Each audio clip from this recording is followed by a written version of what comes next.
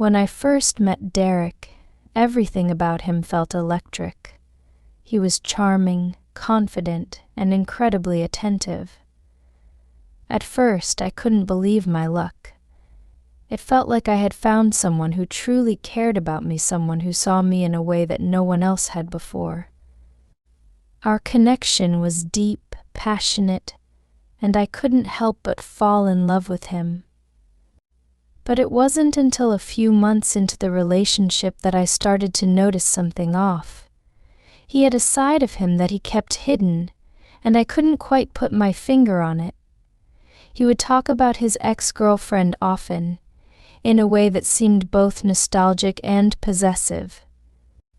At the time, I chalked it up to the fact that they had been together for a long time, and it was natural for him to feel some attachment. Things started to get complicated when Derek's third arm came into the picture. By third arm, I mean the way his work, his friends, and his social life, his other life, seemed to be constantly entwined with his emotions. It was something I couldn't ignore.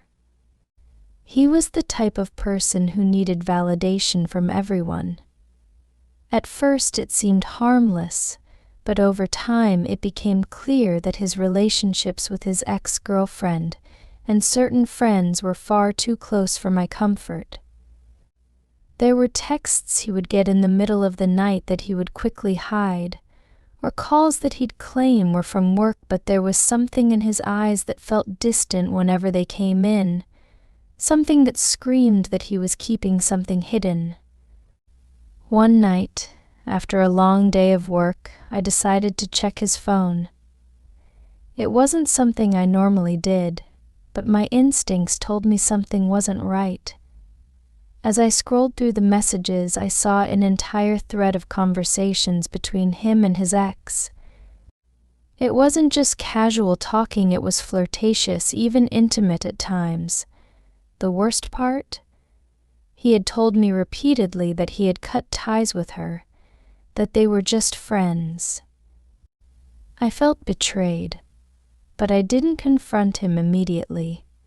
Instead, I started watching him more closely, noticing how often he would disappear to take calls, or how his attention would shift when his phone vibrated. The worst part was the guilt that started eating away at me. I knew I shouldn't have invaded his privacy, but now that I had seen the truth, I felt like I was drowning in it. My suspicions were confirmed one evening when I came home early from a work trip. Derek's car was parked in the driveway, but when I entered the house, it felt strangely empty. I wandered around, calling his name, until I found him in the bedroom holding a picture of him and his ex from a trip they had taken together. He didn't see me standing in the doorway, and I watched as he stared at the photo for what felt like hours. Finally, when he turned around, his eyes widened in shock. I was frozen, staring at him, my heart pounding. "What is this?" I demanded. His face turned pale, and for a moment he didn't say anything. Finally, he spoke in a quiet voice. "It's not what you think, but it was exactly what I thought." Over the next few days, Derek admitted to having kept their emotional connection alive, even though we had been together for months. He explained that his attachment to her was something he couldn't shake, that he didn't know how to sever it completely. I was crushed, but there was a part of me that understood. I knew what it felt like to hold on to something, or someone long after it was over. But the difference was that I hadn't kept that connection alive in secret. I had cut ties when I knew it wasn't healthy. What followed was an emotional roller coaster. I was angry, confused, and deeply hurt. The emotional attachment I had to Derek was so strong that I didn't know how to let go.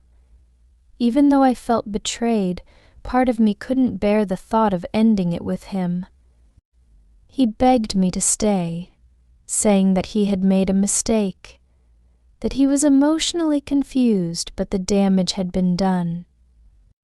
In the weeks that followed, I grappled with feelings of insecurity. The hardest part was confronting my own fears. Was I not enough? Was I simply a placeholder until he figured out his feelings for her? I felt like I was constantly battling with my self-worth, wondering if the love I had given him had been worth the pain. I couldn't shake the image of him holding that picture, and I couldn't help but feel like I was competing with a ghost from his past that he hadn't truly let go of. I tried to move past it. I gave him chances and we tried to work through our issues, but there was always this underlying tension, this sense that something was off.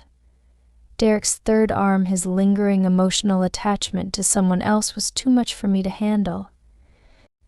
It wasn't just the physical infidelity that hurt, it was the emotional one that drove me crazy. Eventually, I made the decision to leave.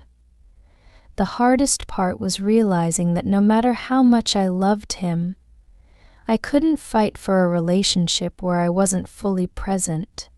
He needed to figure out his feelings, and I needed to find my own path without the emotional baggage of his past. Leaving wasn't easy. I felt heartbroken and lost, but over time I learned that emotional attachment can be just as dangerous as physical infidelity. Sometimes the real betrayal isn't just in actions, but in the secrets we keep hidden from the ones we love. It was painful, but necessary. I had to accept that some attachments, no matter how intense, aren't meant to last,